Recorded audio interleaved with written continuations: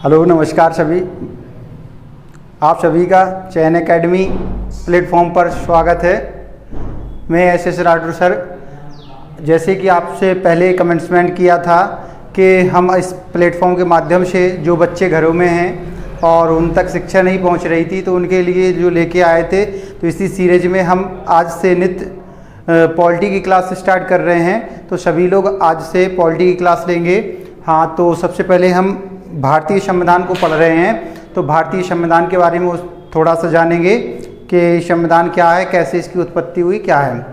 चलिए हम अपनी क्लास को प्रारंभ करते हैं। ठीक है, सबसे पहले देखे जाएंगे हम कि इंडियन कॉन्स्टिट्यूशन अर्थात भारतीय संविधान, इंडियन कॉन्स्टिट्यूशन भारतीय संविधान। तो ये क्या है कि भारतीय संविधान, पहले तो शब्द आया कॉन्स्टिट्यूशन। तो कॉन्स्टिट्यूशन जो वर्ड है लैटिन शब्द कॉन्स्टिट्यूट से लिया गया है, कॉन्स्टिट्यूट से लिया गया है, जिसका मीन्स होता है बनाविय ढांचा, अर्थात एक प्रकार का स्ट्रक्चर बोल सकते हैं हम। क्या? एक प्रकार का बनाविय ढांचा, बनाविय ढांचा से बोल सकते हैं, बनाविय ढांचा।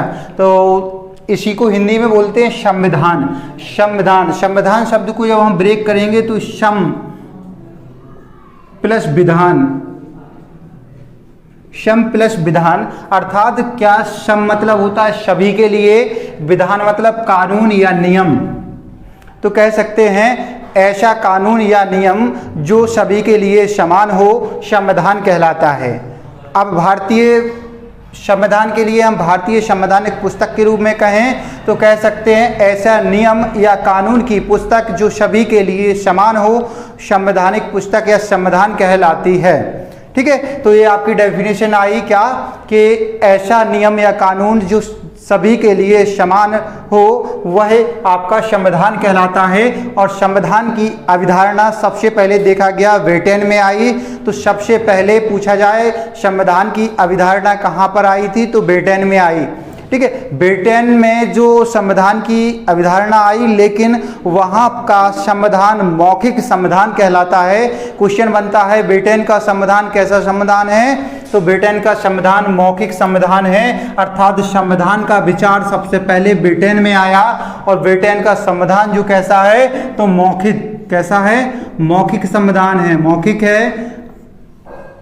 इसके बाद नेक्स्ट है, जब हम देखेंगे कि मौखिक संविधान है, फिर हमने कहा कि इसका लिखित संविधान का पहला उदाहरण कहाँ देखने को मिलता है, तो लिखित संविधान का पहला उदाहरण देखने को मिलता है अमेरिका में। सबसे पहले लिखित रूप से संविधान जो अपनाया गया, अमेरिका द्वारा अपनाया गया, तो पहला लिखित संविधान जो था अमेरिका का था, जो सबसे पहले लिखी गई पुस्तक थी।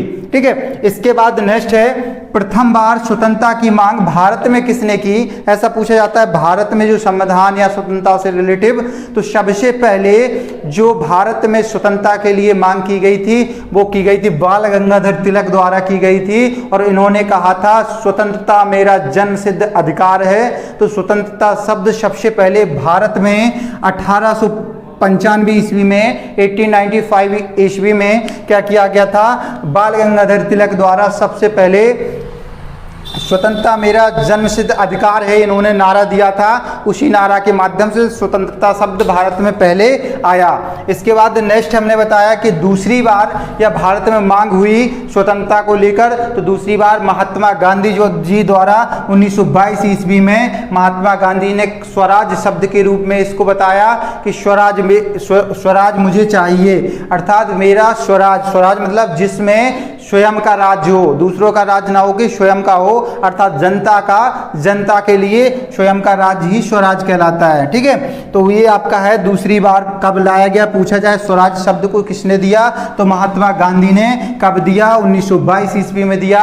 जैसे कि आपको पता है महात्मा गांधी दक्षिण अफ्रीका से लौटकर 1915 में जब आते हैं, है ना, तो उसी के तत्पश्चात फिर इन्होंने आंदोलन चलाए। जैसे कि आपका पहला है नील विद्रोह के खिलाफ में चलाया गया था। इसके बाद में फिर अहमदा मिल मजदूरों के लिए चलाया। तो इनकी कई आंदोलन सक्सेस हो गए थे और लोग इन्हें ज़्यादा मान्यता दे रहे थे। उसी परिप्रेक्ष्य में इनने स्वराज शब्द की भी उत्पत्ति की। नेक्स्ट है, इनको हम कह सकते हैं कि जो कांग्रेस कमेटी थी, इंडियन नेशनल कांग्रेस, भारतीय राष्ट्रीय कांग्रेस थी, उस कांग्रेस मंच से सबसे पहले स्वतंत्रता के लिए 1938 अर्थात 1938 ईस्वी में सबसे पहले बोला गया इंडियन नेशनल कांग्रेस के माध्यम से।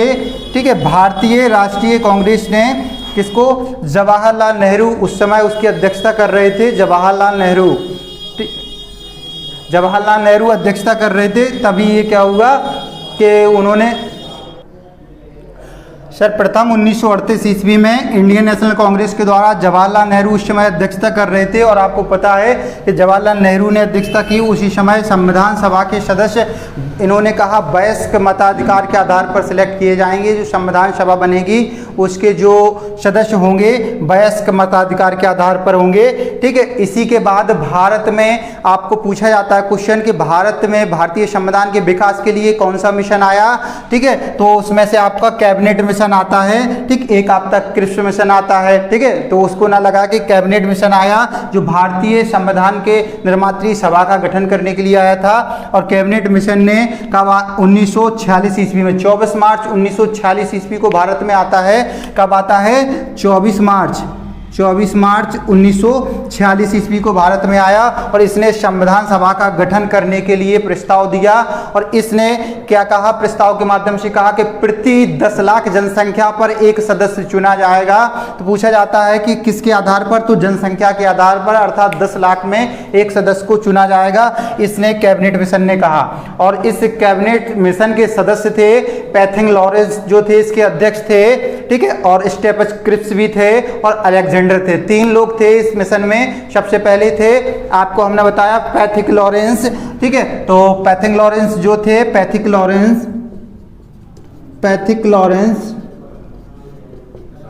जो क्या थे,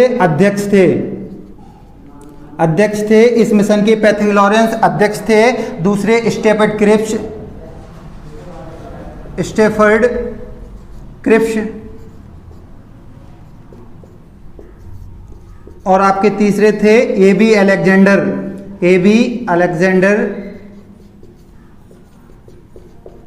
ये 3 लोग क्या थे, कैबिनेट मिशन के सदस्य थे। तो पूछा जाता है कैबिनेट मिशन के अध्यक्ष कौन थे, तो पैथिंग लॉरेंस थे। और इसके अन्य 2 सदस्य थे स्टेफन क्रिप्स और एबी अलेक्जेंडर। ठीक है, उस समय आपको उस समय ब्रिटेन मतलब जो भारत के वायसराय थे बेवेल थे, उसी समय ये मिशन आता है। ठीक है, और इसी के आधार पर संविधान सभा का गठन जो 10 लाख के आधार पर दिया गया। तभी तत्पश्चात क्या हुए, संविधान सभा के लिए इलेक्शन कराए गए। और संविधान सभा के इलेक्शन के लिए कुल जो थी उसमें से सीटें निर्धारित की गई। तो कुल सीटें थी 389, कितनी 389 थी। और जिनमें से क्या किया गया कि जो 296 थी वो निर्वाचित होकर आए थे सदस्य। जो आपका निर्वाचन हुआ था 296 निर्वाचित हुए थे, जबकि 93 मनोनीत हुए थे। जो हमारे देश में देसी रियासतें थी उनसे जो मनोनीत किए गए सदस्य थे उनसे 93 आए थे। ठीक है, तत्पश्चात 93 सदस्य वहां से आते हैं और 296 निर्वाचित होते हैं। अब निर्वाचन का जो क्षेत्र था वो भी 2 आधार पे था। एक तो जहां ब्रिटेन का प्रांत मतलब जहां जहां ब्रिटेन सरकार का राज्य था उसको बोलते थे हम क्या, ब्रिटिश प्रांत बोलते थे। और ब्रिटिश प्रांत से लगभग 292 लोग चुनकर आए थे ब्रिटिश प्रांतों से। और जो आपके 4 ब्रिटिश कमिश्नरी क्षेत्र थे, जैसे कि आज हम बोल सकते हैं केंद्र शासित प्रदेश बोल सकते हैं, जहां पर प्रत्यक्ष क्या होता है, राष्ट्रपति का एजेंट काम कर रहा होता है। वैसे ही पहले कमिश्नरी क्षेत्र थे 4। और कमिश्नरी क्षेत्र में पहली थी दिल्ली, दूसरी थी अजमेर, पहली थी दिल्ली, दूसरी थी अजमेर और तीसरी थी बलूचिस्तान जो पाकिस्तान में पड़ता है। और चौथा था कुर्ग। ठीक है, कुर्ग जो कर्नाटक में है, कर्नाटक का एक डिस्ट्रिक्ट है कुर्ग डिस्ट्रिक्ट, वहां। ये 4 जगह क्या था, 4 जगह यहाँ पर जो कमिश्नरी क्षेत्र घोषित किए गए थे, यहाँ से 4 लोग चुन के आते हैं। ठीक है, कुल मिला के यहाँ पर जब निर्वाचन हुआ 296 सीट इन पे टोटल अर्थात 389 पे, तो उसमें से सबसे अधिक सीटें कांग्रेस को मिलती हैं। और कांग्रेस को कितनी सीटें मिलती हैं, तो सबसे अधिक कांग्रेस को मिलती हैं। कांग्रेस को सबसे अधिक कांग्रेस को मिलती हैं सीटें, कितनी? 208 सीटें मिलती हैं कांग्रेस को। इसके बाद मुस्लिम लीग को मिलती है, मुस्लिम लीग को मिलती हैं कितनी सीटें? 73 सीटें हैं। और 15 सीटें अन्य पार्टियां थीं जो क्षेत्रीय पार्टियां, 15 सीटें उनको मिलती हैं। और 208 सबसे ज़्यादा बहुमत कांग्रेस का आया। और कांग्रेस को ही इन्होंने क्या किया? अंतरिम सरकार बनाने का भी एक वो दिया था प्रस्ताव। ठीक है, तो अंतरिम सरकार भी कांग्रेस ने बनाई थी। तो आपको पता है अंतरिम सरकार का भी गठन कांग्रेस द्वारा किया गया था। ठीक है, तो इसी को हमने देखा कि कांग्रेस में यहाँ इलेक्शन होके आते हैं और कांग्रेस अंतरिम सरकार बनती है। लेकिन तभी क्या होता है, बाद में पहले तो सहमत हो जाती है मुस्लिम लीग वगैरह, बाद में क्या करते हैं वो अपने पद से इस्तीफा दे करके और कांग्रेस के खिलाफ हो जाते हैं, इसलिए फिर बाद में आम चुनाव होते हैं। ठीक है, तो इसी दौरान आपका क्या हो रहा था, यहाँ पर हमारी संवैधानिक जो कमेटी बन रही थी उसके सदस्य भी इन्हीं में से चुने गए थे और उन सदस्यों में मतलब अलग अलग थे। अब इसमें से हम पूछा जाए अंतरिम सरकार में का मंत्रिमंडल, एक आती है हेडिंग अंतरिम सरकार का मंत्रिमंडलीय गठन। ठीक है, तो अंतरिम सरकार का मंत्रिमंडलीय गठन क्या है? तो उस समय प्रधानमंत्री जो बनाए गए थे, पीएम बनाए गए थे अंतरिम सरकार में। अंतरिम सरकार में क्या है, अंतरिम सरकार में पीएम कौन बने थे? तो ये आपके जवाहरलाल नेहरू,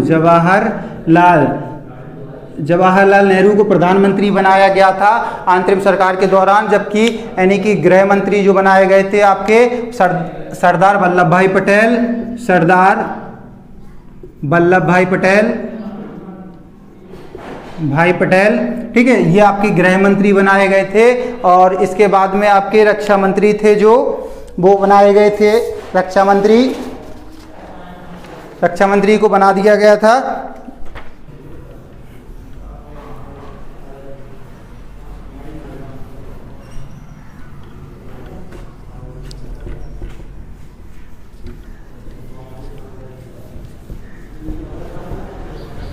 अगर आपसे पूछा जाए अंतरिम सरकार का मंत्री जो मंडल है उसका गठन, तो आप बताना है जो अंतरिम सरकार में मंत्रिमंडल में पीएम जो बनाए गए थे जवाहरलाल नेहरू जी थे। ठीक है, पीएम कौन थे? जवाहरलाल नेहरू।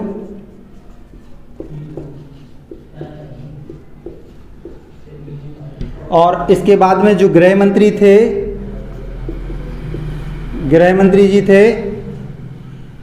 मंत्री कौन थे आपके? ये सरदार वल्लभ भाई पटेल, सरदार वल्लभ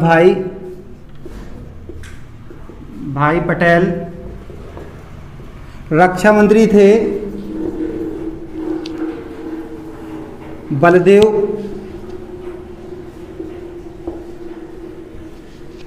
और आपके रेल मंत्री थे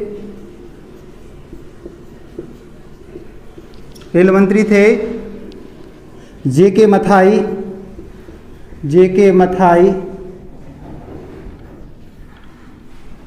ठीक, और वित्त मंत्री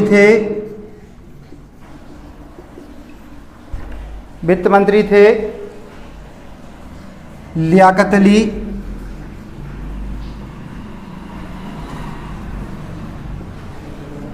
ठीक है, तो इसी प्रकार जो मेन हैं उनको पूछा जाता है। या शिक्षा मंत्री जैसे थे तो उस समय श्री राजगोपालाचार्य जी को शिक्षा मंत्री बनाया गया था। ठीक है, उन्हीं में से शिक्षा मंत्री राजगोपालाचार्य जी थे। और आपके खाद्य एवं रसद के जो थे राजेंद्र प्रसाद जी को बनाया गया था। ऐसे ही कुछ पूछे जाते हैं। ठीक, तो उन्हीं में से आपको देना है। नेक्स्ट हमने देखा कि जब अंतरिम सरकार का गठन हो गया सब कुछ, तो इन लोगों में मतभेद फिर से हुआ और मुस्लिम लीग ने अपनी क्या कर दिया, इसको वापस ले लिया। और यहाँ पर भारत में भी जो था मंत्रिमंडल का विघटन हो गया। तत्पश्चात क्या होता है, फिर से बाद में आम चुनाव होते हैं। लेकिन इसके पहले हम देखेंगे कि संवैधानिक जो कमेटी बन गई थी, अब वो कमेटी क्या कर रही है, बैठकें चालू करती है और संविधान बनाने की प्रक्रिया निरंतर चालू हो जाती है। तो इसी में पूछा जाता है कि संविधान सभा के सबसे पहले अध्यक्ष कौन थे। ठीक है, तो संविधान सभा के जो अध्यक्ष थे सबसे पहले सच्चिदानंद सिन्हा जी थे। सच्चिदानंद सिन्हा जी को संविधान सभा का अध्यक्ष बनाया जाता है, क्योंकि संविधान सभा का प्रथम बैठक, संविधान सभा की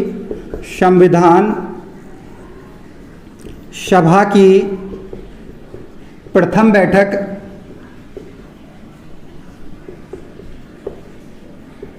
9 दिसंबर 1946 को ठीक है। तो सर्वप्रथम संविधान सभा की प्रथम बैठक कब हुई? तो 9 दिसंबर 1946 को बैठी। तत्पश्चात इसी में प्रथम अध्यक्ष बनाए गए।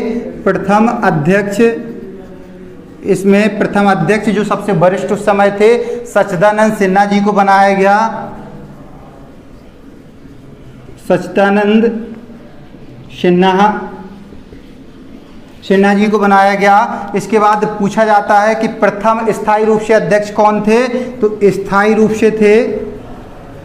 रूप से अध्यक्ष जो रहे हैं वो थे डॉक्टर राजेंद्र प्रसाद जी। डॉक्टर राजेंद्र प्रसाद। अब नेक्स्ट पूछा जाता है संविधान सभा की द्वितीय बैठक कब बुलाई गई?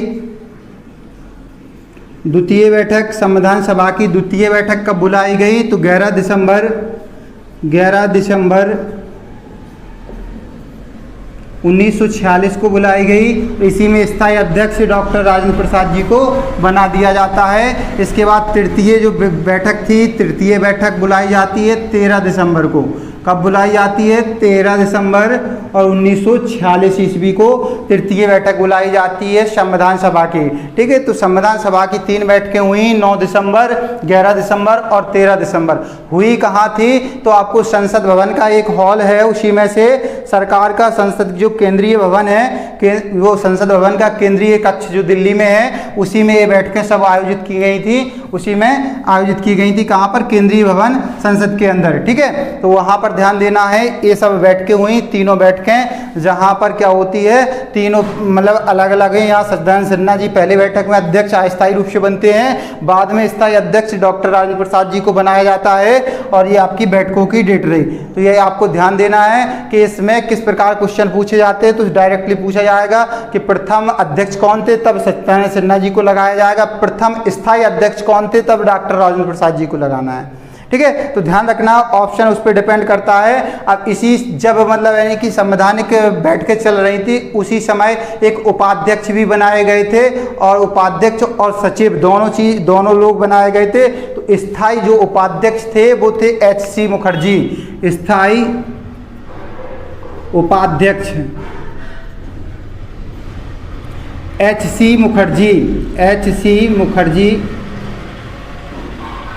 HC मुखर्जी को बनाया गया था स्थायी उपाध्यक्ष। जबकि स्थायी सचिव जो थे सेक्रेटरी, ठीक है, स्थायी सचिव तो ये आपके BN राव थे। कौन थे? BN राव। ठीक है। BN राव को, अच्छा ये भीमराव अंबेडकर जी नहीं है, वो अलग थे, ये BN राव अलग थे। ये आपके सचिव थे, स्थायी सचिव रहे हैं उसी कमेटी के BN राव जी। ठीक है। तो यहाँ पर रहे हैं BN राव, या इनको ही आपको उसको सलाहकार भी, संवैधानिक सलाहकार इन्हीं को कहते हैं। क्या कहते हैं? संवैधानिक सलाहकार। ठीक है। संवैधानिक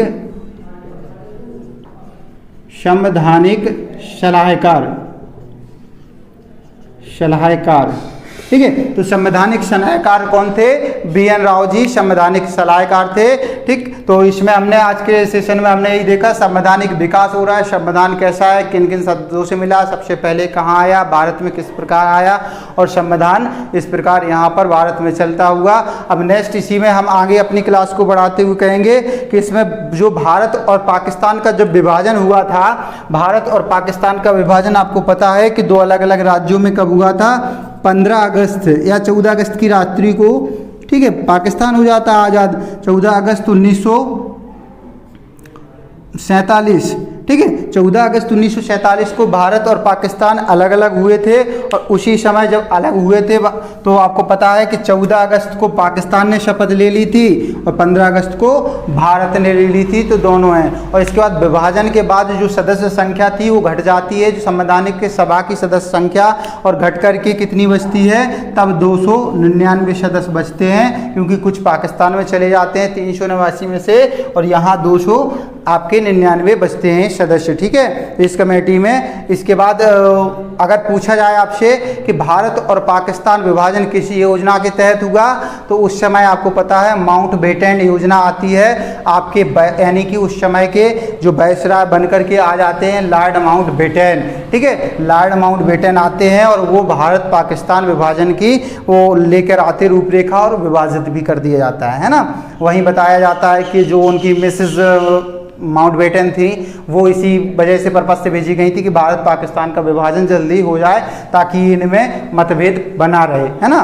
वो अलग एक मैटर है कि उनका पर्सनल लाइफ क्या था। आजकल आप लोग तो ऑनलाइन प्लेटफॉर्म के माध्यम से जानकारी पहुंच ही जाती है कि उनका किस मत के कारण उनमें एक देश बट गया, ठीक है। आपने देखा है कहीं ना कहीं एक स्त्री रोल कर रही होती है, जैसे इतनी बड़ी महाभारत में भी स्त्रियों ने रोल किया है, रामायण भी हुई, पूरा आपका पता है कि यहाँ तक कि लंका सारी जल गई थी, है ना।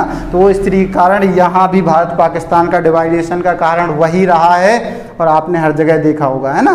तो ये चीज़ है, लेकिन उसको आप नेगेटिव ना लेना, क्योंकि स्त्रियों ने बांटा है तो कहीं संभाला भी होगा कुछ ना कुछ, तो ठीक है। तो उस चीज़ को देखना है। अब हम नेक्स्ट सेशन में आगे पढ़ेंगे, ठीक। इसके बाद धन्यवाद। आप इस क्लास को अधिक से अधिक शेयर करें, लाइक करें और अपने जो क्वेश्चंस हैं इसे कमेंट्स के माध्यम से भेजें, ठीक। Thank you.